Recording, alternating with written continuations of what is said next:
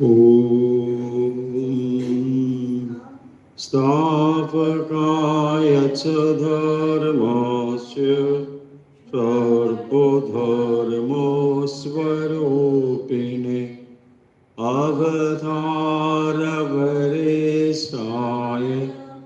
रामकृष्णाय ते नमः। जननीं शारदां देवीं रामकृष्णं जगद्गुरुं पादपद्मे तयो स्थित्वा प्रणमामि मुहुर्मुहुः। नमः श्रीयतिराजाय विवेकानन्दसूरये सच्चित्सुखस्वरूपाय स्वामिने तापहारिणे। ঠাকুর মা স্বামীজি, প্রিয় ভক্ত অনুরাগীবৃন্দ, আজকের অনুধ্যানে আপনাদের সবাইকে আন্তরিক স্বাগত জানাচ্ছি। আজ আমরা যে বিষয় নিয়ে আলোচনা করব তা হলো জ্ঞানযোগ, এবং জ্ঞানযোগ আমরা ধারাবাহিকভাবে আলোচনা করে আসছি। আজকে আমরা জ্ঞানযোগের জগৎ বিষয়ে আলোচনা করব। এর আগের আলোচনা ছিল জগৎ সম্বন্ধে, তাই এটি হলো জগৎ 2, দ্বিতীয় নম্বর জগৎ সম্বন্ধে আলোচনা। এই আলোচনাটি অর্থাৎ স্বামীজির যে বক্তৃতা, মূল বক্তৃতা, এটি নিউ ইয়র্কে 26শে জানুয়ারি 1896 এই তারিখে প্রদত্ত বক্তৃতা। যেহেতু জগৎ এই শিরোনামে একটি বক্তৃতা অলরেডি রয়েছে, সেটি 19শে জানুয়ারি 1896 বহির্জগৎ সম্বন্ধে। আর এখানে ক্ষুদ্র ব্রহ্মাণ্ড জগৎ দ্বিতীয় নম্বর, 2 নম্বর জগৎ, এটি এই বক্তৃতাটি আজকে আমরা আলোচনা করব। তাই আশা করছি যারা আমাদের সঙ্গে নিয়মিত যুক্ত থাকেন, আজকের এই আলোচনাতে আপনাদের সবাইকে স্বাগত জানাচ্ছি। জ্ঞানযোগের আলোচনায় আজকে আমরা জগৎ সম্বন্ধে আলোচনা করব, যেখানে এই জগৎ আসলে যে অন্তর্জগৎ, যেখানে ক্ষুদ্র ব্রহ্মাণ্ড বলা হয়েছে, মানে সেটি হলো আসলে অন্তর্জগৎ। তাহলে জগৎ মানে এখানে ব্র্যাকেটে 2 লিখে দেওয়ার অর্থ হলো একটি বহির্জগৎ আর একটি হলো অন্তর্জগৎ।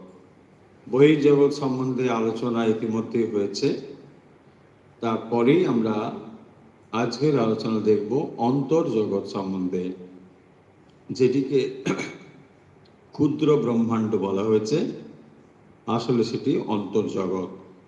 সেই বিষয়ে আজকের আমরা আলোচনা শুরু করছি। এর আগের দিন আমরা আলোচনা করেছিলাম, আপনাদের হয়তো মনে থাকবে, যে সেখানে সমগ্র জগৎ যে বিশ্ব চৈতন্যের প্রকাশ, সেই বিষয় কিন্তু বলা হয়েছিল। সেই আলোচনার পরে স্বামীজি আজকের এই যে বক্তৃতা, সেখানে তিনি মূলত দেখাচ্ছেন যে মানুষের এই যে বহির্জগৎ, সেই বহির্জগতের জানবার পরে আসলে তার নিজের ভেতরে যে লুকিয়ে রয়েছে আরেকটি জগৎ, তাকে জানাই সমগ্র জানার পরিসমাপ্তি ঘটাবে। তাই আসলে আমাদের বহির্জগতের পাশাপাশি অন্তর্জগৎটিও জানা প্রয়োজন। মানুষের মন স্বভাবতই বহির্মুখী, এবং সেই কারণের জন্য স্বামীজি এভাবেই বক্তৃতা শুরু করেছেন যে মনুষ্য মন স্বভাবতই বহির্মুখী। মানুষের মন কিন্তু বাইরের দিকে, এখানে মন মানে সমস্ত ইন্দ্রিয় আদিও বাইরের দিকে। তাহলে মানুষের মন তথা ইন্দ্রিয় সবই বাইরের দিকে, অর্থাৎ বাইরের বস্তুকে জানবার জন্য সর্বদাই মানুষ ব্যস্ত। চক্ষু অবশ্যই দেখিবে, কর্ণ অবশ্যই শুনিবে, ইন্দ্রিয়গণ অবশ্যই বহির্জগৎ প্রত্যক্ষ করিবে। তাই স্বভাবতই প্রকৃতির সৌন্দর্য ও মহত্ব প্রথমেই মানুষের দৃষ্টি আকর্ষণ করে। মানবাত্মা প্রথমেই বহির্জগতের সম্বন্ধে জিজ্ঞাসা করিয়াছিল। আকাশ, নক্ষত্রপুঞ্জ, অন্তরিক্ষে অন্যান্য পদার্থ নিচয়, পৃথিবী, নদী সম্বন্ধে জিজ্ঞাসা হইয়াছিল ইত্যাদি। এর মানে কি? যে প্রথম যে কথাটি, এইটি হলো এখানে ইম্পর্টেন্ট কথা, যে মানুষের মন স্বভাবতই বহির্মুখী। তার মানে ইন্দ্রিয়গুলো সব বাইরের দিকে রয়েছে। দেখুন, আপনাদের যদি মনে থাকে, আমরা কঠোপনিষদ পড়ে এসেছি, সেখানেও এটি বলা হয়েছে, পরাঞ্চি খানি ব্যত্রিণত স্বয়ম্ভু। পরাঞ্চি খানি, খানি মানে ইন্দ্রিয়ানি। তো সমস্ত ইন্দ্রিয়গুলো পরাঞ্চি মানে বহির্মুখী, বাইরের দিকে। সমস্ত ইন্দ্রিয়গুলো বহির্মুখী হওয়ার ফলে মানুষের স্বভাবই হচ্ছে বাইরের দিকে।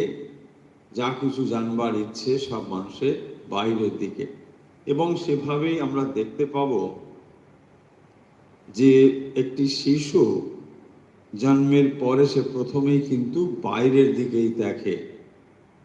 বাইরের পৃথিবী, চোখ রূপ দেখে, কান শব্দ শোনে, জিহ্বা স্বাদ গ্রহণ করে।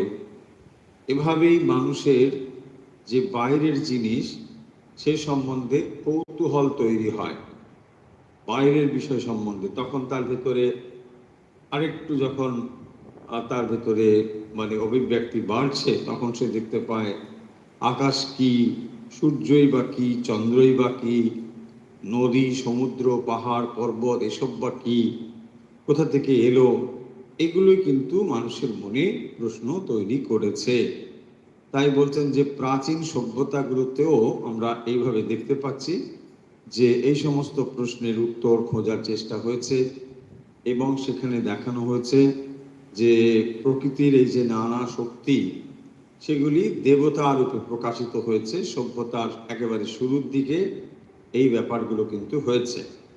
তাই এখানে যে কথাটি বলার, স্বামীজি যেখান থেকে বক্তৃতাটি শুরু করেছেন, সেটি হলো আসলে মানুষের যে প্রকৃতি বা মন, সেটা কিন্তু বাইরের দিকে, অর্থাৎ বাইরের জিনিসকে জানবার জন্যে তার ভেতরে এরকম ইচ্ছে হয়েছে। এবং ইন্দ্রিয়গুলো বহির্মুখী হওয়ার ফলে সে বাইরের প্রকৃতিকে বিশ্লেষণ করেছে। চাঁদ কোত্থেকে এলো, সূর্য কোত্থেকে এলো, আকাশ কোত্থেকে এলো, এই সমস্ত নদ নদী পর্বত এগুলোই বা এলো কোত্থেকে ইত্যাদি, এইরকম তার মনে জিজ্ঞাসা হয়েছে। এবং যখন সে প্রাকৃতিক বিষয়ের সরাসরি উত্তর পাচ্ছে না, তখন তার কাছে এই সমস্ত শক্তির পেছনে যে একটি দেবতা রয়েছে, এটি কিন্তু তাদের মনে হয়েছে। অর্থাৎ প্রকৃতির থেকে যে অনুসন্ধান, সেই অনুসন্ধান কিন্তু প্রকৃতির দেবতা থেকে অনুসন্ধান শুরু হয়েছে। যে অর্থাৎ তখন তার মনে হয়েছে বৃষ্টির একজন আলাদা দেবতা থাকবেন, বায়ুর আলাদা দেবতা রয়েছেন, অগ্নির আলাদা দেবতা, নদীর আলাদা দেবতা, এই সবগুলো মানে ধারণা আগে এরকম হয়েছে। এই সমস্ত চিন্তা যত গভীর হলো, তখন তার ভেতরে এই উপলব্ধি এলো যে এই সমস্ত শক্তি বাইরে থাকলেও তাদের উৎস কিন্তু আরো গভীরে। অর্থাৎ যেগুলো বাইরে আমরা দেখতে পাচ্ছি, এর উৎস ওখানে নেই, আরো গভীরে। তারপর প্রশ্নটা বদলে গেল। অর্থাৎ যখন মানুষ এই বাইরের বিষয়গুলোকে দেখলো, যেগুলোর উত্তর সে সরাসরি পাচ্ছে না, তখন তার মনে হলো যে এগুলোর পেছনে পৃথক পৃথক দেবতা রয়েছেন, সেই দেবতার থেকেই এই শক্তি। কিন্তু এই যে দেবতা পৃথক পৃথক বলে ধারণা হচ্ছিল শুরুতে, পরে কিন্তু এগুলো আস্তে আস্তে বদলাবে। তারপরে মানুষের ভেতরে প্রশ্ন এলো যে আমি কে, এবং এইটি হচ্ছে মানব সভ্যতার সর্বশ্রেষ্ঠ প্রশ্ন, যে আমি কে। বহির্জগৎ হইতে এই প্রশ্ন গিয়া অন্তর্জগতে পৌঁছিল। এই যে যেখানে বাইরের জগতের এই সমস্ত নানা বিষয় থেকে তার মন এখন বহির্জগৎ থেকে অন্তর্জগতে এলো। মানুষের মনে প্রশ্ন হলো যে আমি কে। এবং উপনিষদও বলছেন যে সেই আত্মাকে জানতে হবে। উপনিষদে দেখবেন বলা হচ্ছে আত্মা বা আরে দ্রষ্টব্য শ্রোতব্য মন্তব্য নিধিধ্যাসিতব্য। তো এখান থেকে মানুষের মনের জিজ্ঞাসা বা প্রশ্ন হলো যে তাহলে আত্মা বলে কোনো জিনিস তো নিশ্চয়ই রয়েছে, সেইটিকে কি করে জানা যায়। তাহলে উচ্চতর সভ্যতার স্তরে প্রকৃতির সম্বন্ধে গভীরতম অন্তর্দৃষ্টি থেকে উন্নতির উন্নততর ভূমিতে মানুষের মনে এই সমস্ত প্রশ্ন উদিত হলো। স্বামীজি যেভাবে বক্তৃতা শুরু করেছেন, সেখানে যে কথা দিয়ে শুরু করেছিলেন, আসলে মানুষের মন বাইরের দিকে। কারণ একটি শিশু জন্মগ্রহণ করবার পরে যখন সে ধীরে ধীরে এই পৃথিবীর দিকে তাকায়, তখন তার মন এই পৃথিবীর বাইরের জিনিসকেই প্রথম দেখা শুরু করে। এবং এভাবেই ধীরে ধীরে তার ভেতরে যখন পরিবর্তন হয়, সে যখন আরো ম্যাচিওর হয়, বড় হয়, তখন এই সমস্ত কিছু অবাধ বিশ্ব এসে দেখে। বৃষ্টি, গাছপালা, পশু পাখি, নদ নদী, এগুলোর দিকে সে তাকায় এবং তার মনে হয় এগুলো সব এলো কোত্থেকে। এই যে প্রশ্ন, যখন সে বাইরের দিকে খোঁজে, উত্তর সরাসরি পায় না, তখন তার মনে হয় যে তার সব কিছুর পেছনে একটি করে দেবতা রয়েছেন। বলছেন এই রকম ধারণা সমস্ত সভ্যতার গোড়ার দিকে কিন্তু রয়েছে। অর্থাৎ এক একজন করে দেবতা রয়েছেন, সেই দেবতার বিশেষ শক্তিতে এইগুলি চলছে। তারপরে যখন মানুষের ভিতরে আরো গভীরে যাওয়ার ইচ্ছে হলো, তখন তার মনে হলো যে এই যে বহির্জগতের প্রশ্ন, এর থেকে অন্তর্জগতের প্রশ্ন আরো বেশি গভীরতর, এবং সেটি হলো এই যে আমি কে। এবং সমস্ত মানব সভ্যতার এটি হলো সর্বশ্রেষ্ঠ প্রশ্ন, যে আমি কে, এটি জানবার আগ্রহ বা ইচ্ছে। এখান থেকেই মানুষের মনে অন্তর্জগতের প্রবেশটা শুরু হলো। তাহলে বক্তৃতাতে কিভাবে আমরা দেখতে পাচ্ছি, একটি জগৎ, জগৎ মানে একটি হচ্ছে বহির্জগৎ, আর একটি হলো মানুষের অন্তর্জগৎ, অর্থাৎ ভেতরের যে জগৎ, অর্থাৎ যাকে আমরা এই এই নিজের সম্বন্ধে জানবার যে জার্নি। তাহলে দুটো জিনিস, একটি বাইরের দিকে আর একটি ভেতরের দিকে। এই বাইরের দিকে জার্নি যেটি, তাকে আমরা বলি যে জাগতিক উন্নতি বা অভ্যুদয়। সেই অভ্যুদয়ের দিকে যখন আমরা এগিয়ে চলি, জাগতিক প্রসপারিটি, উন্নতি ইত্যাদির দিকে আমরা এগিয়ে চললাম, সেখানে সর্বোচ্চ যা যা লাভ করবার সেসব লাভ হলো। তারপরেও মানুষের মনে প্রশ্ন থেকে গেল যে যা আমি চাই তা আমি পাচ্ছি না। এবং তখনই তার ভেতরে, সকলে না হলেও কিছু কিছু নিশ্চয়ই, যে তখন তার মনে এই চিন্তা হলো যে তাহলে সব বাইরে নয়, ভেতরেও যেতে হবে। এবং তখনই মনের ভেতরে তার যাত্রা শুরু হলো। এইটি আসলে হলো মানুষের মনের যে অন্তর্জগৎ, তার দিকে যাত্রা। এবং তাহলে এখান থেকে পৃথিবী বা জগৎকে বলা হয়েছে একটা বহির্জগৎ, একটা অন্তর্জগৎ। সেটি হচ্ছে ক্ষুদ্র ব্রহ্মাণ্ড। ক্ষুদ্র ব্রহ্মাণ্ড মানে অন্তর্জগৎ। যেটি বহির্জগৎ ছিল, বাইরে যেটি আমরা দেখছিলাম গাছপালা, পশু পাখি, নদ নদী ইত্যাদি রূপে, এটিকে আমরা আবার ভেতরে দেখছি। সেই জন্য দেখবেন এখানে ব্রহ্মাণ্ড বলা হচ্ছে। অর্থাৎ বাইরে যেটা দেখছি সেটাও যেমন ব্রহ্মাণ্ড, ভেতরে যেটা দেখছি সেটাও ব্রহ্মাণ্ড। তাই বহির্জগৎ এবং অন্তর্জগৎ, এই দুটো জিনিস এখানে পরিষ্কার করে স্বামীজি বলছেন। তাহলে মানুষের ভেতরের জার্নিটা তখনই শুরু হবে যে যখন সে বাইরের দিকে আগে দৃষ্টিপাত করবে। বাইরের জিনিস দেখবার পরে যখন তার মনে হবে যে যে প্রশ্নের উত্তর সে খুঁজতে চায় সেটা সব সে পাচ্ছে না, তো তখনই তার ভেতরের দিকে জার্নিটা শুরু হবে। এরপরে স্বামীজি যেটা বলছেন আমরা সে বিষয়ে দেখব। এই ভেতরের মানুষই আজিকার অপরাহ্নের আলোচনার বিষয়। এই ভেতরের মানুষ সম্বন্ধে প্রশ্ন মানুষের যতখানি প্রিয় ও তাহার হৃদয়ের যত সন্নিহিত, আর কিছুই তত নহে। কত দেশে কত লক্ষবার এই প্রশ্ন জিজ্ঞাসিত হইয়াছে, কি অরণ্যবাসী সন্ন্যাসী, কি রাজা, কি দরিদ্র, কি ধনী, কি সাধু, কি পাপী, প্রত্যেক নরনারী সকলেই কোনো না কোনো সময়ে এই প্রশ্ন জিজ্ঞাসা করিয়াছেন। এই ক্ষণভঙ্গুর মানব জীবনে কি কিছুই নাই? এই শরীর মরিলে এমন কিছু কি নাই যাহা মরে না? যখনই এই শরীর ধূলিমাত্রে পরিণত হয় তখন কি কিছুই জীবিত থাকে না? অগ্নি শরীরকে ভস্মসাৎ করিলে পর তাহার আর কি কিছুই অবশিষ্ট থাকে না? যদি থাকে তবে তাহার নিয়তি কি? ইহা যায় কোথায়?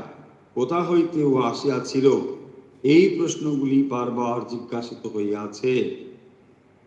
যতদিন এই সৃষ্টি থাকিবে, যতদিন মানব মস্তিষ্ক চিন্তা করিবে, ততদিন এই প্রশ্ন জিজ্ঞাসিত হইবে। দেখুন, তাহলে এই যে মানুষের মনে প্রথম থেকে এই চিন্তা রয়েছে, অর্থাৎ মৃত্যু কি, এই যে কথাগুলো এর ভেতরে এইটিই রয়েছে যে তাহলে মানুষ একদিন চলে যায়, মরে যায়, এটা কি, কোথায় চলে যায়, কিভাবে তার মৃত্যু হয়, কেনই বা মৃত্যু হবে, এই প্রশ্নগুলো মানুষের মনে উঠেছে। সেইটি বলছেন যে অরণ্যবাসী সন্ন্যাসী, কি রাজা, কি দরিদ্র, কি ধনী, কি সাধু, তার মানে যে কোনো মানুষ, সে যেরকম অবস্থায় হোক না কেন, প্রত্যেকেই কিন্তু একসময় এই প্রশ্ন করছে যে ক্ষণভঙ্গুর মানব জীবনের নিত্য কি কিছুই নেই? অর্থাৎ যা কিছু আমরা দেখছি, এই মৃত্যুর কাছে এসে যেন থমকে যায় মানুষ, এসব একদম শেষ হয়ে গেল। তাহলে কি এখানেই সব শেষ হয়ে যায়? তাহলে এই পৃথিবীর মানে কি, জগতের মানে কি, সৃষ্টির বা মানে কি? যদি এক সময় এসে সব শেষ হয়ে যায় তাহলে আর কি মানে? এই প্রশ্নের উত্তর কিন্তু মানুষ যুগে যুগে খোঁজার চেষ্টা করেছে। এই শরীর মরলে এমন কিছু কি নেই যা মরে না? তার মানে শরীরটা মারা গেল, তাতেই কি তার সব শেষ হয়ে গেল, নাকি কিছু অবশিষ্ট থাকলো? এই প্রশ্নগুলোর উত্তর মানুষ খুঁজতে চেয়েছে। যখনই এই শরীর ধূলিমাত্রে পরিণত হয় তখন কি কিছুই জীবিত থাকে না? অগ্নি শরীরকে ভস্মসাৎ করিলে তাহার পর কিছুই কি অবশিষ্ট থাকে না? যদি থাকে তবে তাহার নিহতি কি?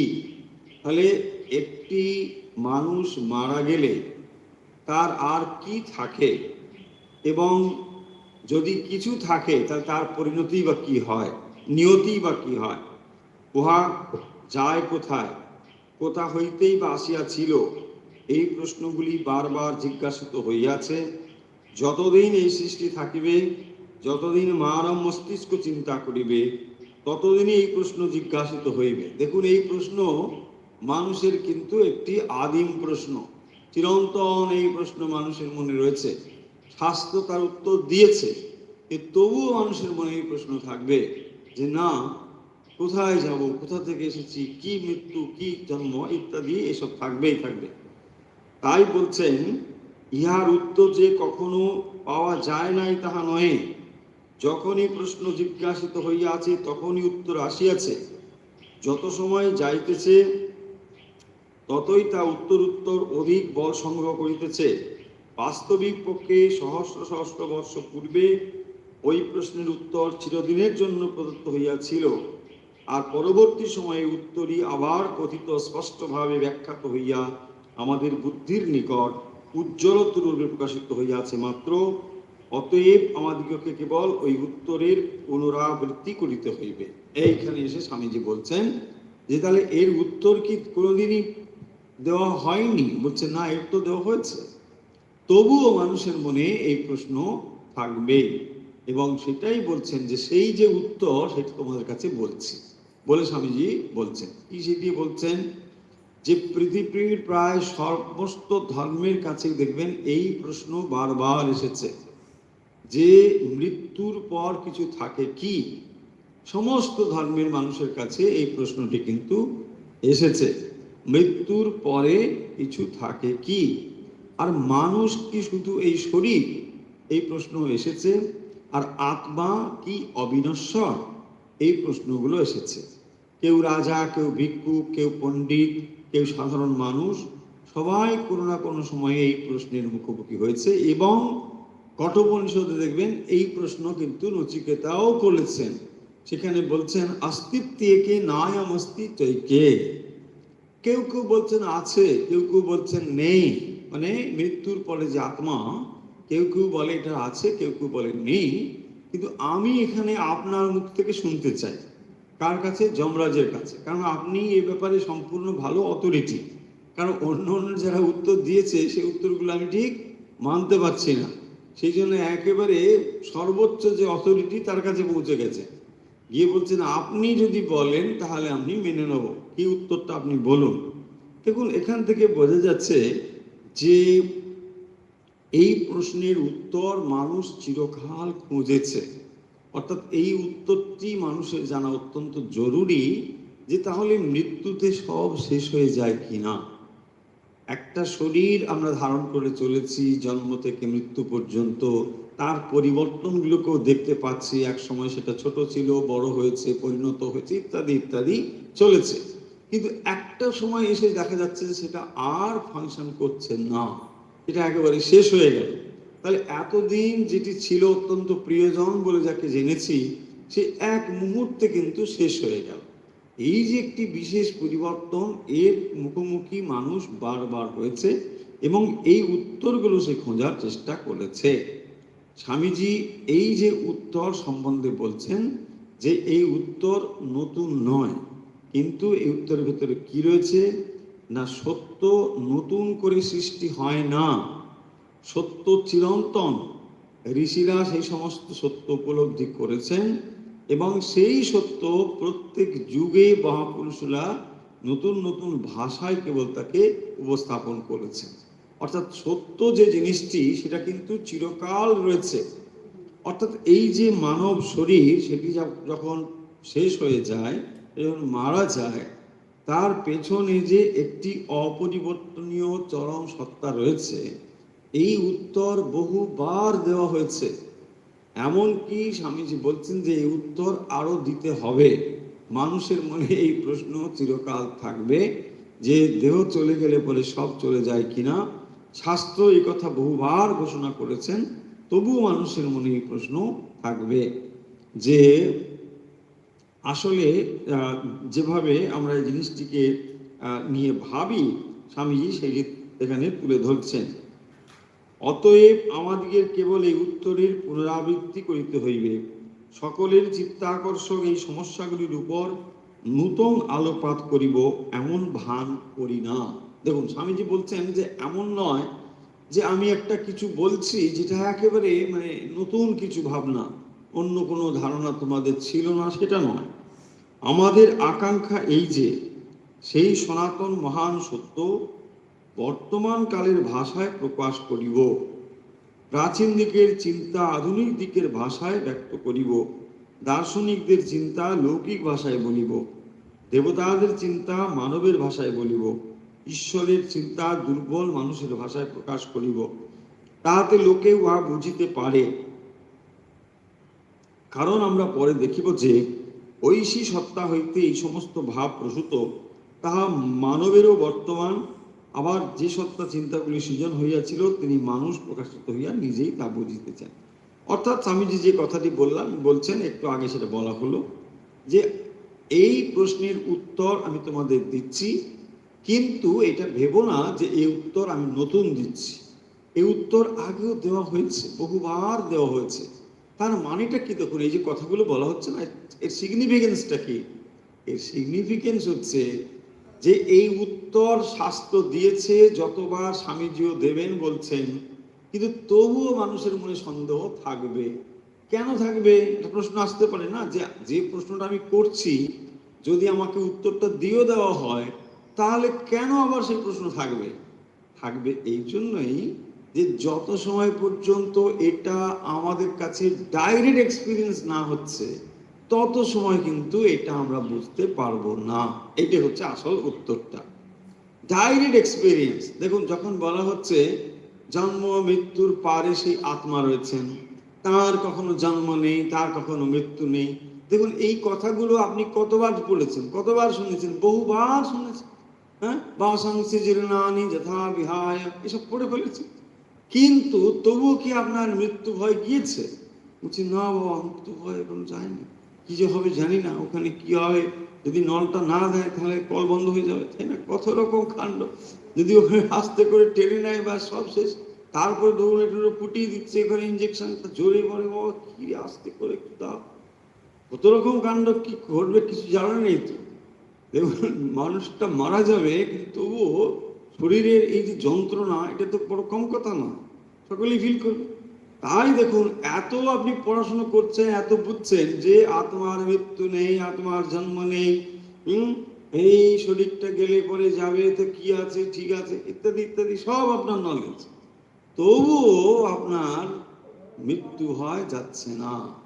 তার কারণটা কি?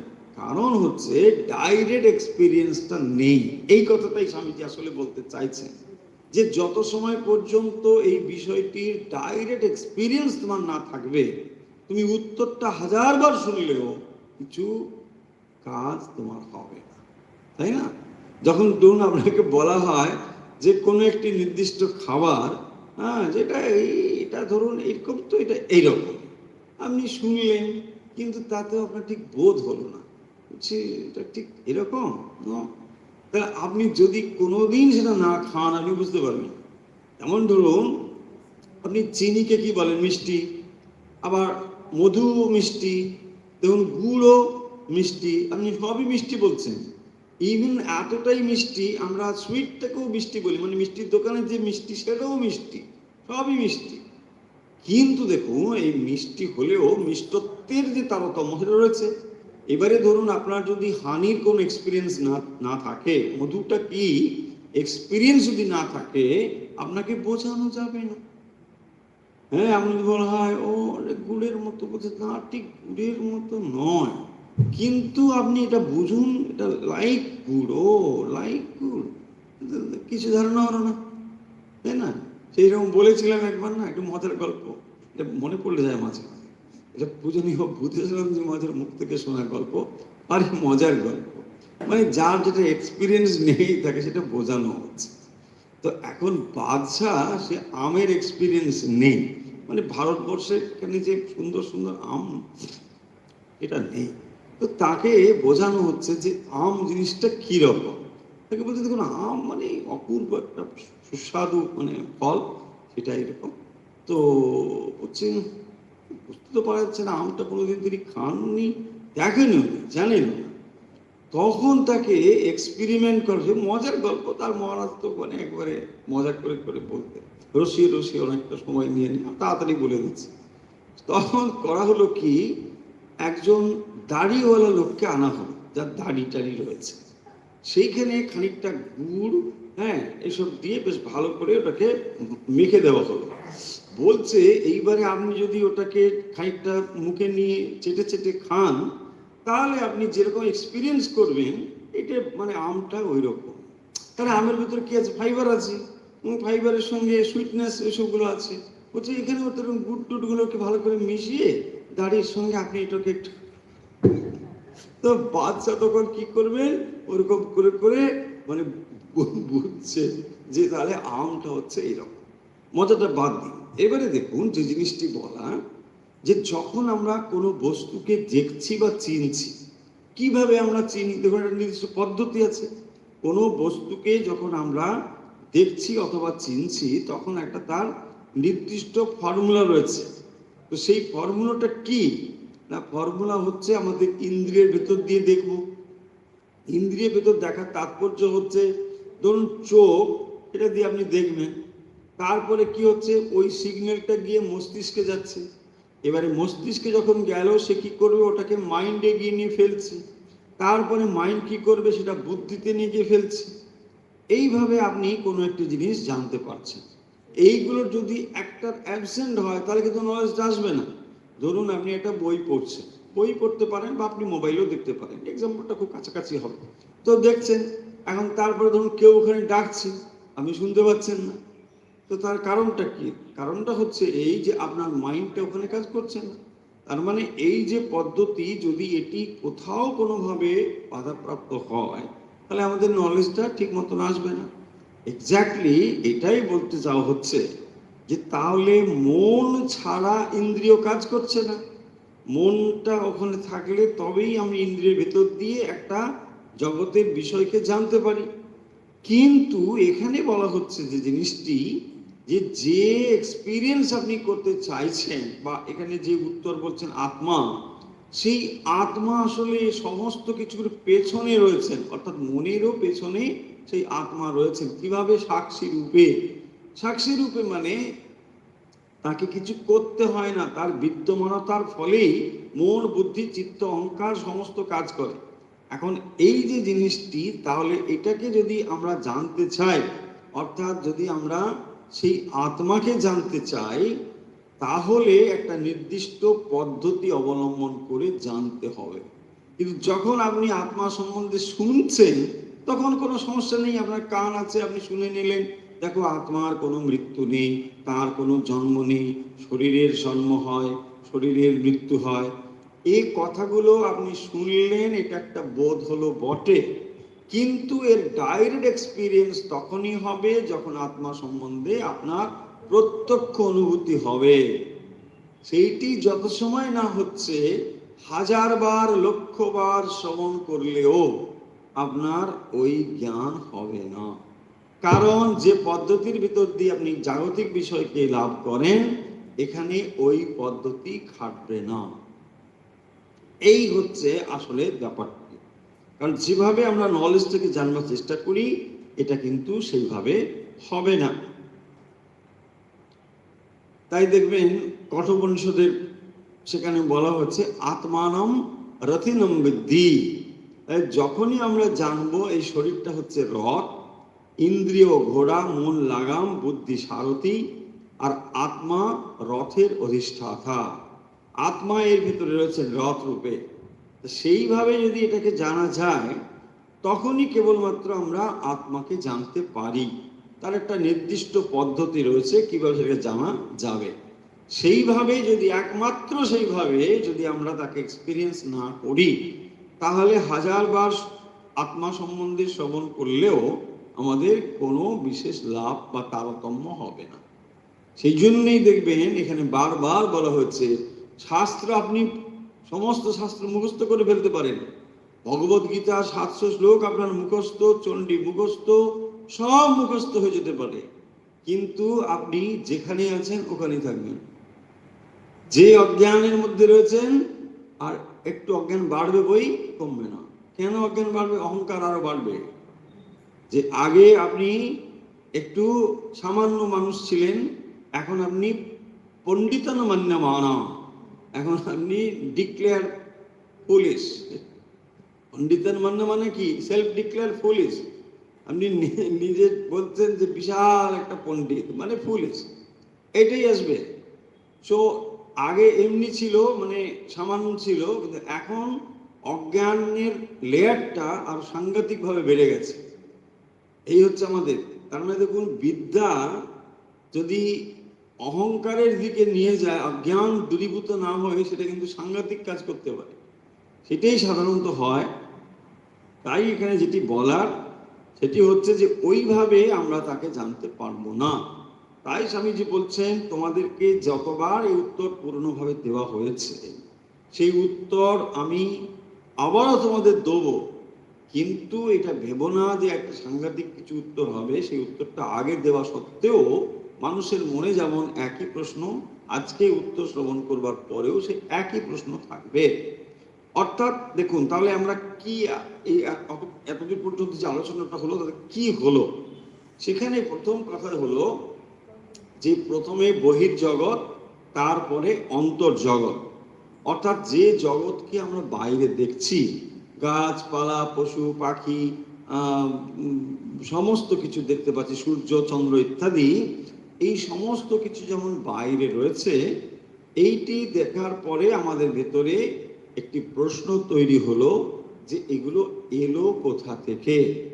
তারপরে যে সমস্ত প্রাকৃতিক দুর্যোগ আদি এগুলো থেকেও আমাদের মনে জিজ্ঞাসা এলো যে এই ধরনের একটা বিশেষ বিশেষ শক্তির প্রকাশ, বিশেষ শক্তিগুলোর প্রকাশ যদি হয় তাহলে তার পেছনে এক দেবতা রয়েছেন। এইভাবেই কিন্তু পৃথক পৃথক দেবতাদের ধারণা আমাদের ভেতরে আস্তে আস্তে করে হয়েছে। এবং তারপরে আমরা যে দেখতে পাচ্ছি সেটা হচ্ছে এই যে মৃত্যু, অর্থাৎ যখন একজন মানুষ মারা যায় তখন কি তার সব শেষ হয়ে যায় নাকি কিছু অবশিষ্ট থাকে? আর যদি কিছু অবশিষ্ট থাকে তাহলে তার পরিণতি বা নিয়তি কি হয়, এটা কি আলটিমেটলি কি হয়, এই প্রশ্নগুলো কিন্তু মানুষের মনে উঠেছে। স্বামী যেটা তুললেন, তারপরে বললেন যে এর উত্তর যে দেওয়ার চেষ্টা হয়নি তা নয়, এর উত্তর দেওয়ার চেষ্টা হয়েছে, দেওয়া হয়েছে, কিন্তু তবুও মানুষের মনে এই প্রশ্ন বহুবার উঠেছে। এই প্রশ্ন থাকবেই, যেটা কি হয়। স্বামীজি বলছেন যে আমি এর উত্তর তোমাদের দেবো, কিন্তু তবুও এই প্রশ্ন তোমাদের ভেতরে থাকবে। এই বলে স্বামীজি এই যে কথাগুলো আমরা এত সময় বললাম সেটি এখানে আলোচিত হয়েছে। অর্থাৎ কি বলা হলো, মানে দেখার যে পদ্ধতি বা জ্ঞানের যে পদ্ধতি, যেটা আমরা একটু আগে বললাম। স্বামীজির মূল টেক্সটটা একটু বলে দিই। আমি তোমাদেরকে দেখিতেছি এই দর্শন ক্রিয়ার জন্য কতগুলি জিনিসের আবশ্যক। প্রথমত চক্ষু, চক্ষু অবশ্যই থাকা চাই। আমার অন্যান্য ইন্দ্রিয় অবিকল থাকতে পারে, কিন্তু যদি আমার চক্ষু না থাকে তবে আমি তোমাদেরকে দেখতে পাবো না, ইত্যাদি। তার মানে যে কথাটা বলা হলো যে দর্শন ক্রিয়ার জন্য যে যে দরকার, কি দরকার, একটা ইন্দ্রিয় দরকার, মন দরকার, বুদ্ধি দরকার, তার পেছনে আত্মা দরকার। এই জিনিসগুলো থাকলে তবেই সেটা লাভ করা সম্ভব বা জানা সম্ভব। এইগুলো স্বামীজি কতগুলো এক্সাম্পল দিয়ে মানে দেখিয়েছে যে কিভাবে এটা আমরা জানতে পারি। যে যে ক্রমে ওয়া ভিতরে গিয়াছিল সেই একই ক্রমে আবার ফিরে আসে। প্রথম বুদ্ধিতে, তারপর মনে, তারপর মস্তিষ্ক কেন্দ্রে, তারপর বহির্যন্ত্রে, তখনই বিষয় জ্ঞান সম্পূর্ণ হইল বলা যায়। তাহলে এই যে বৃত্তি জ্ঞান, বুদ্ধিকে আবার তা আরো ভেতরে লইয়া গিয়া শরীরের অধীশ্বর আত্মার সহিত তাকে সমর্পণ করিতে হয়। তার নিকট পৌঁছিলে তবে তিনি আদেশ করেন, করো অথবা করিও না। তো তার মানে কি না, কোনো একটা বিষয় থেকে সেটা গিয়ে মস্তিষ্কে, সেটা ইন্দ্রিয়ের ভেতর দিয়ে এলো, সেটা মনে গিয়ে পড়লো, মন সেটাকে বুদ্ধি থেকে ফেললো, তারপরে আপনার একটা অ্যাক্টিভিটি হচ্ছে যে আপনি জিনিসটা বুঝলেন এটা এইটা অথবা এইটা, তারপরে আপনার কি করতে হবে সেটাও আপনার বুদ্ধি থেকে আপনাকে জানিয়ে দিচ্ছে বুদ্ধি, তখন আপনি করছেন। এই যে এইভাবে এটি আসছে, তাহলে যন্ত্রগুলি মানুষের স্থূল দেহে বাইরেই অবস্থিত, মন কিন্তু তা নয়, বুদ্ধিও নয়। হিন্দু দর্শনে ওদের নাম সূক্ষ্ম শরীর। দেখুন এইবারে স্বামীজি ভেতরের দিকে যাচ্ছেন, মানে আস্তে আস্তে এই বিষয়ের যে গভীরে সেখানে তিনি যাচ্ছেন। তাহলে যেখানে মন প্রথমত বহির্মুখী, মন বহির্মুখী একেবারে বাইরের দিকে, কারণ সমস্ত কিছুকে মন বাইরের দিকে দেখবার জন্যই মানে যেন উন্মুখ হয়ে রয়েছে। আপনি চোখ মেললেই অন্যকে দেখতে পান, নিজেকে আপনি দেখতে পান না। আর যখনই বাইরের কিছু দেখতে পান, অন্য কিছুকে দেখতে পান, আপনার জিজ্ঞাসা কিন্তু ওখান থেকেই শুরু হয়। তাই যখন এই জিনিসটি ঘুরতে ঘুরতে আপনার যথেষ্ট অভিজ্ঞতা সঞ্চিত হয়, তখন মানুষ নিজেকে নিয়ে প্রশ্ন করা শুরু করে। দেখুন তাহলে মানুষের প্রাথমিক যে জার্নি সেটা কিন্তু সামনের দিকে।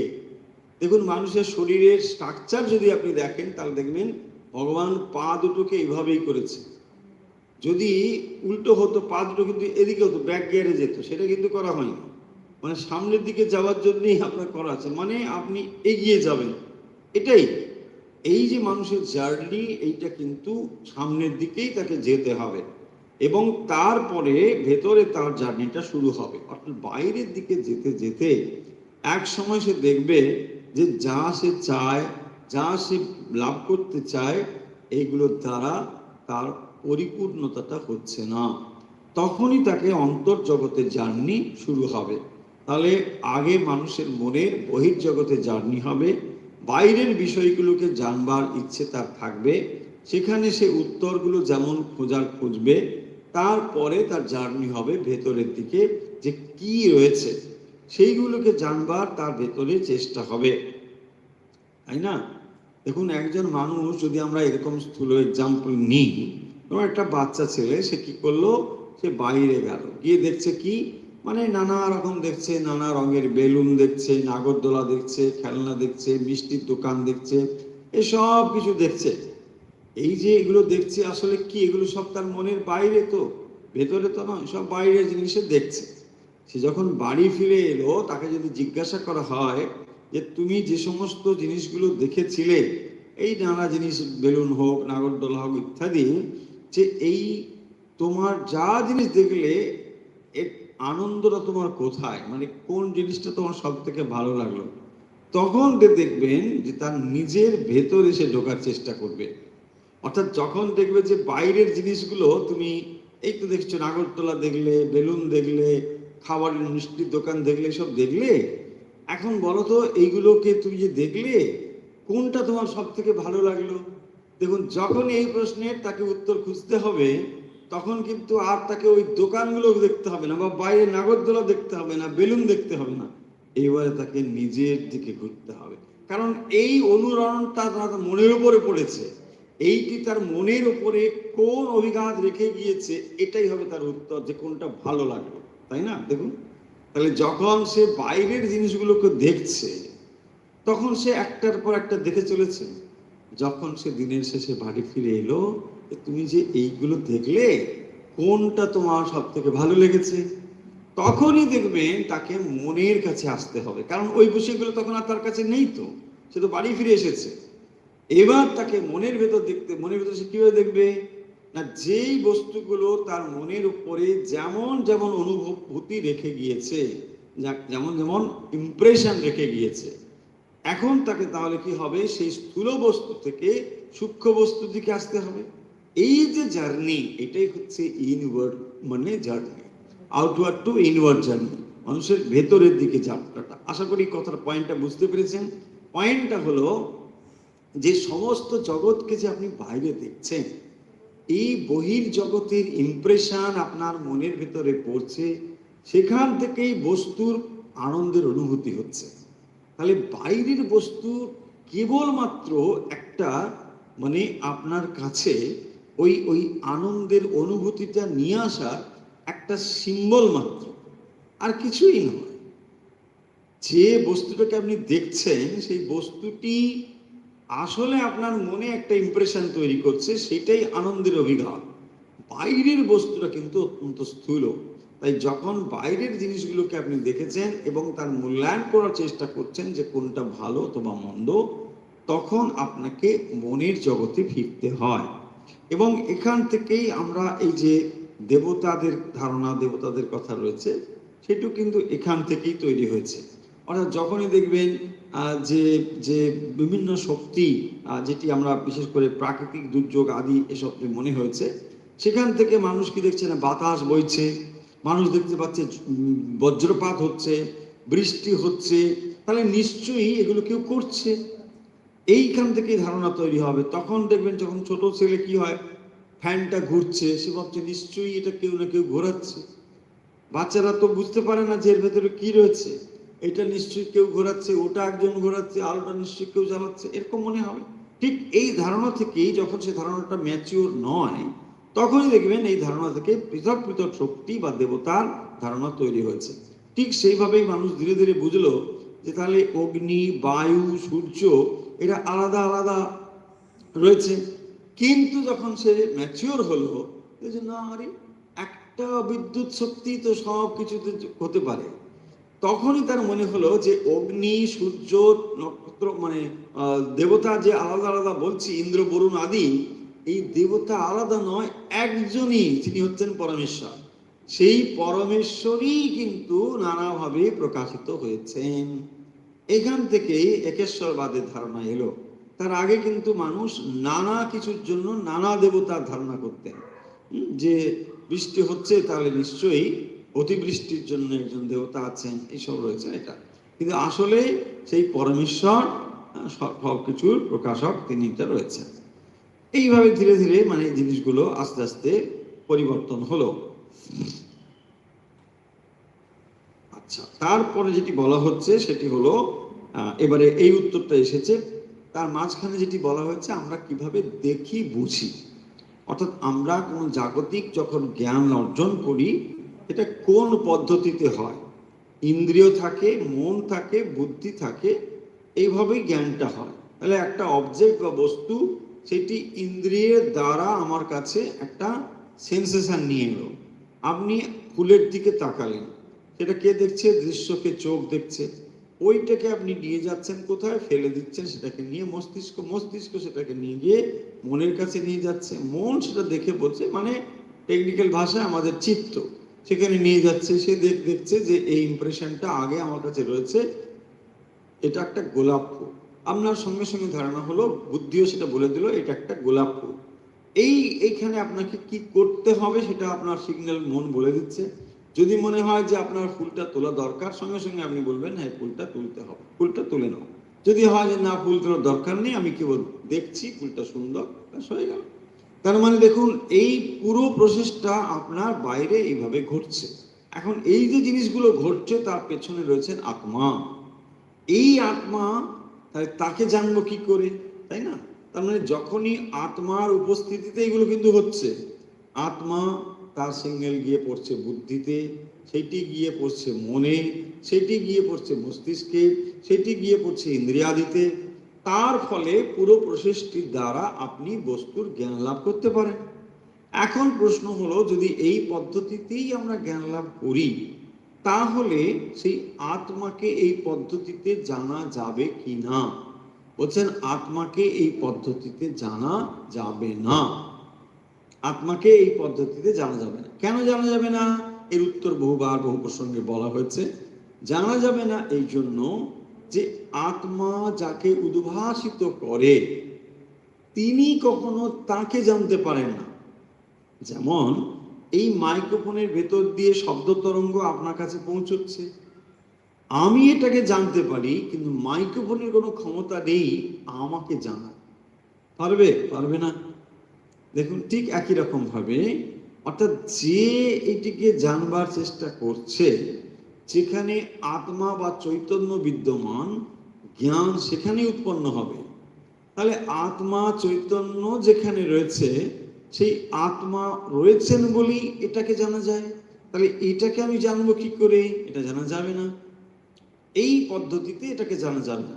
আমরা যে এক্সাম্পল দিয়েছি দেখুন, খুব ভালো একটা এক্সাম্পল, সেটা হচ্ছে টর্চের এক্সাম্পল। এটা মনে রাখলে হয়ে যাবে। টর্চের ভেতরে ব্যাটারি রয়েছে, সামনে একটা বাল্ব রয়েছে। এই ব্যাটারিটাকে যদি আপনি খুলে নেন তাহলে কিন্তু বাল্বটা জ্বলবে না। আবার ব্যাটারিটা যদি ওরকম থাকে, আপনি যদি তাকে জ্বালিয়ে দেন তাহলে ওই মুহূর্তে আপনি কিন্তু ব্যাটারিটা কি জানতে পারবেন না। তাহলে যদি ব্যাটারিটাকে সংযোগ করি কেবল তখনই আলো হবে। ঠিক সেরকম ভাবে যদি আমরা মাঝখান থেকে এইগুলো সরিয়ে নিই তাহলে আর ওই প্রসেসটা কাজ করবে না। সেই জন্য দেখবেন এটাকে জানবার জন্য আর একটা লাগবে ওইভাবে। কিন্তু যদি নিজের ভেতরে সেই আত্মাকে জানবার চেষ্টা করি, ওটা পদ্ধতি নয়। তাহলে কিভাবে জানবো? সেই জন্য বলা হয়েছে যে আত্মাকে বিষয় করে জানা যাবে না। দেখুন কঠিন কঠিন কথা, কিন্তু এগুলোকে খুব সহজ করে বলা হচ্ছে। আত্মাকে বিষয় করে জানা যাবে না। তার মানে যখন আমি বলছি যে এইটাকে জানি, তার মানে এটা একটা বিষয়, এটাকে অবজেক্টিফাই করে আমরা জানছি, একটা বিষয় করে এটাকে জানছি। তাহলে আত্মাকে কিভাবে জানা যাবে? আত্মাকে জানা যাবে একমাত্র আত্মস্বরূপে। তখনই তাকে জানা যাবে, অর্থাৎ যখন তাকে আমরা কোনো বিষয় করে জানবার চেষ্টা করছি তখন সেটা জানা যাবে না। এইখানে এসে আপনার সমস্ত রকম মানে যে জানবার, বহির্জগৎকে জানবার যে পদ্ধতি, সব এইখানে এসে কিন্তু শান্ত হয়ে যাবে। বলছে ও বাবা এই পদ্ধতিতে জানা যাবে না, না এই পদ্ধতিতে জানা যাবে না। তখনই কি হবে? তাহলে মন, এখানে প্রশ্ন হবে মন কি করছে? দেখুন মন সর্বদাই আপনাকে বাইরের দিকে নিয়ে যায়।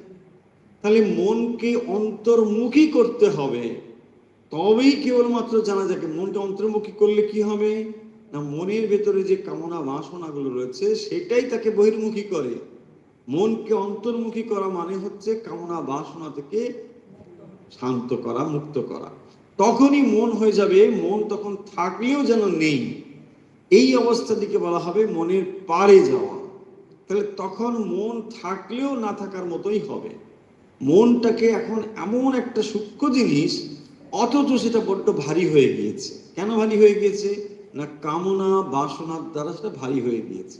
তাই মনের পারে যে কি রয়েছে সে বোধ আমাদের হচ্ছে না। যদিও সেটা খুবই কাছে, তবু সেটা বোধ হচ্ছে না, কারণ সেটা এত ভারী হয়েছে। যদি একটা পর্দা ভাবেন যে একটা পর্দা, তার ভেতরে বাইরে আরেকটা কিছু রয়েছে, তাহলে এই পর্দাটাকে যদি আমরা ট্রান্সপারেন্ট পর্দা, অথচ সেটা দীর্ঘদিন পরিষ্কার না করার ফলে ধরুন কালো হয়ে গিয়েছে, তো এখন কি করতে হবে, ওই কামনা বাসনার যে কালো অন্ধকার এগুলোকে মুক্ত করতে হবে, তবেই আমরা মনটাকে দেখতে পাবো। ঠিক ওই জায়গাটি হচ্ছে এই আত্মাকে জানবার পদ্ধতি। সেই কারণের জন্য যেভাবে আমরা জাগতিক বিষয়কে জানি, এইভাবে এটাকে জানা যাবে না। তাই স্বামীজি এই আলোচনার এই অংশে এসে বলছেন যে মন কিন্তু তাহা নহে, বুদ্ধিও নহে। হিন্দু দর্শনে উহাদের নাম সূক্ষ্ম শরীর, খ্রিস্টান ধর্মশাস্ত্রে আধ্যাত্মিক শরীর। উহা এই শরীর হইতে অনেক সূক্ষ্ম বটে, কিন্তু তাহা আত্মা নহে। এই তাহলে এটা আত্মা নয়। তাহলে আত্মা জিনিসটি অপরিবর্তনীয়, সেটা সর্বদা একই রকম থাকে। কিন্তু এই শরীরের পেছনে আরেকটি রয়েছে, তাকে বলা হয় সূক্ষ্ম শরীর। সেই সূক্ষ্ম শরীর কতগুলো সূক্ষ্ম উপাদান নিয়ে তৈরি, সেইটি কি হয়, তার একটা পরিণতি ঘটে। অর্থাৎ যখন এই দেহটি চলে যায়, যাকে আমরা শরীর চলে যাওয়া বলি, আমরা ভুল করে বলি আত্মা চলে গেল। আত্মা আসলে চলে যায় না, যেটা বারবার বলেছি, চলে যেটা যায় সেটাকে বলা হয় সূক্ষ্ম শরীর। এবার তবুও প্রশ্ন থাকবে যে চলে গেল, আত্মাটা চলে গেল।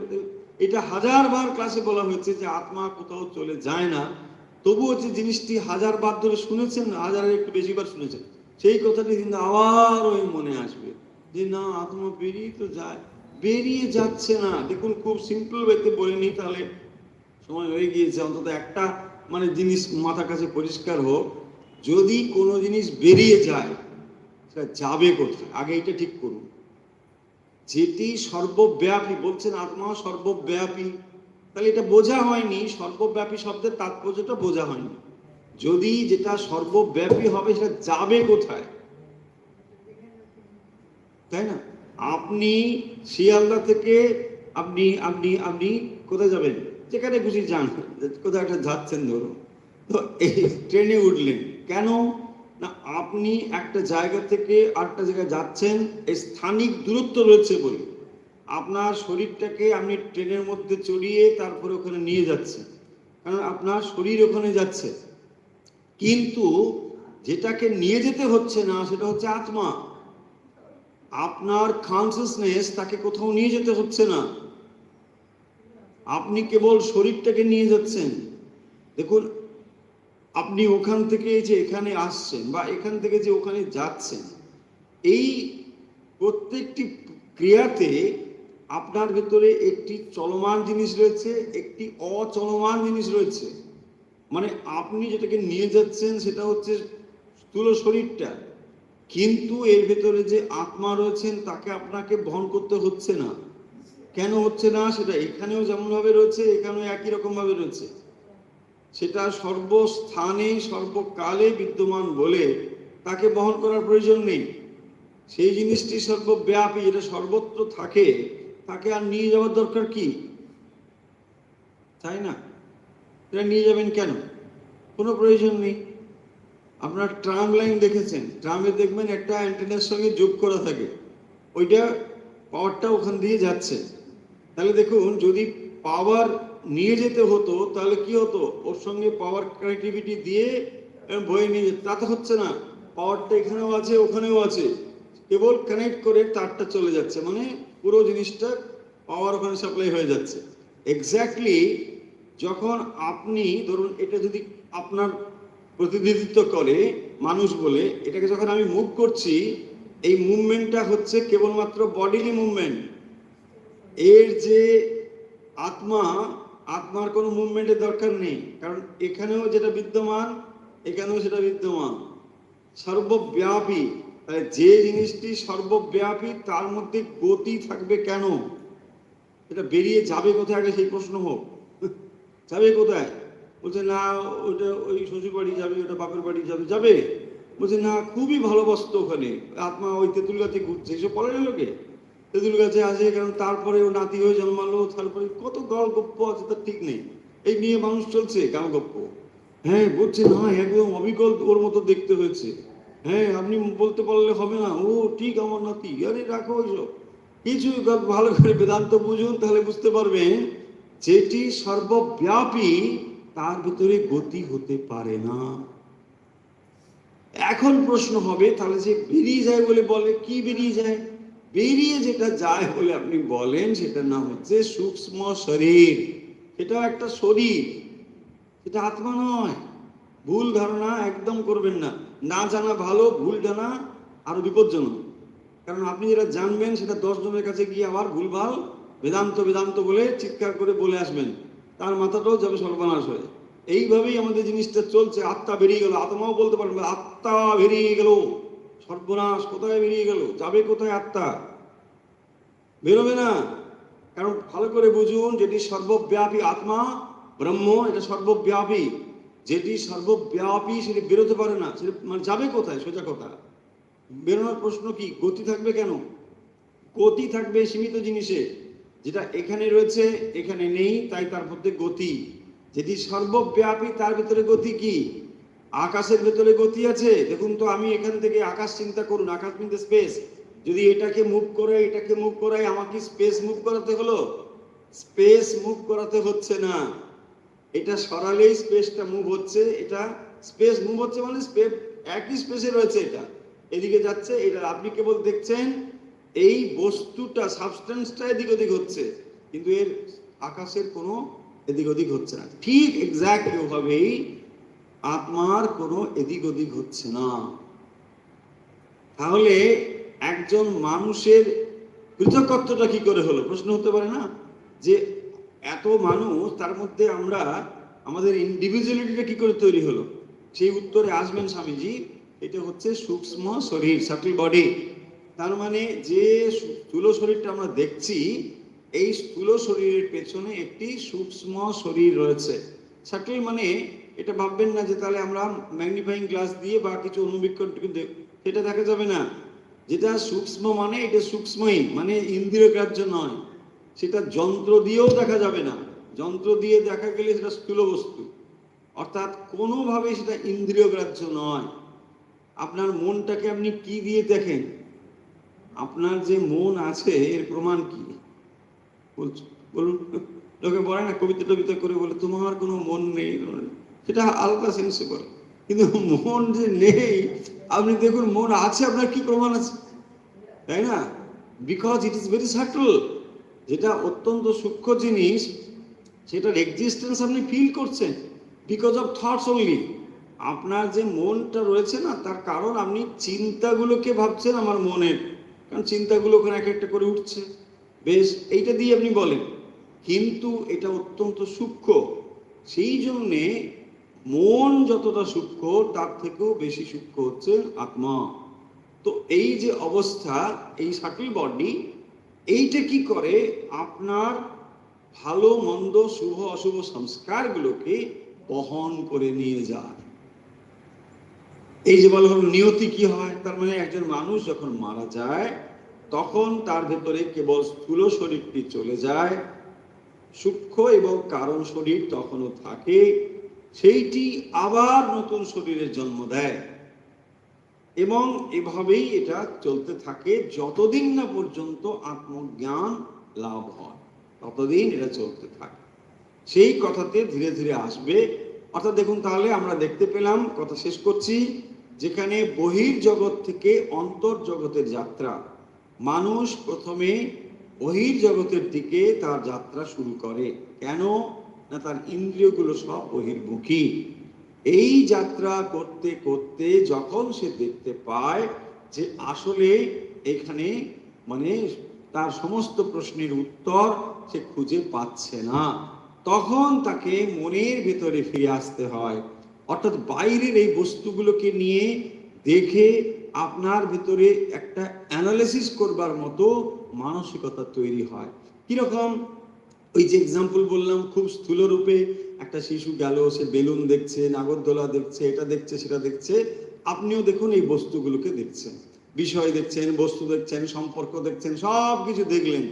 তারপরে আপনার ভিতরে তৈরি হলো, আচ্ছা কোনটা ভালো, কোনটা আনন্দ, কোনটা তো সেরকম নয়। আপনি ভেতরে অ্যানালিসিস করতে বসলেন, আপনি ভেতরে তখন এই আপনার হচ্ছে ইনওয়ার্ড জার্নি শুরু হলো। অর্থাৎ বাইরের বস্তুগুলো দিয়ে আপনার মনে কি অভিজ্ঞতা স্থায়ীভাবে রেখে গেছে সেগুলোকে অ্যানালিসিস করবার জন্যে এবারে আপনি প্রস্তুত হচ্ছেন, তাই না? দেখুন তাহলে জগন্নাথের যে যাত্রাটা শুরু হচ্ছে কোথা থেকে? ওই বড় দাণ্ড থেকে ওটা ঘুরতে ঘুরতে কোথায় নিয়ে আসবে? গুন্ডিচা।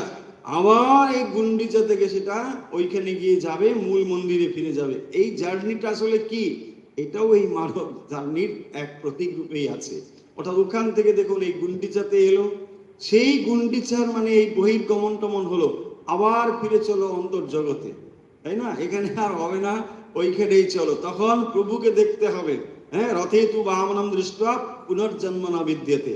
তো এখানে এসে আলিঙ্গন আদি হলো, বিহার রথ দর্শন হলো, গুন্ডিচায় গিয়ে সব দর্শন হলো, কিন্তু আবার প্রভু ফিরে যাচ্ছেন ওই মূল মন্দিরে। সেখানেই আপনার ওখানে হবে এই রথে বামনকে দর্শন করা, মানে এই ভগবানকে দর্শন করলেই পুনর্জন্ম না বিদ্যাতে, জন্ম মৃত্যুর পারে যেতে হবে। তা না হলে কিন্তু ওইটি চলতে থাকবে। তাহলে এই রথের সঙ্গে আসলে দেখবেন আমাদের একটি মানব জীবনকে সুন্দরভাবে সাজানো রয়েছে, তাই না? রথযাত্রা মানে এই অবস্থা, রথযাত্রার সময় চলছে, তাই এই কথাগুলো মনে পড়ল। ঠিক আছে, তাহলে আজকের কথা আমরা এখানে শেষ করছি। আজকে আমরা জগৎ অর্থাৎ দ্বিতীয় যে বক্তৃতা ক্ষুদ্র ব্রহ্মাণ্ড, এইটি আজকে আমরা এই বিষয়ে অনুধ্যান করলাম।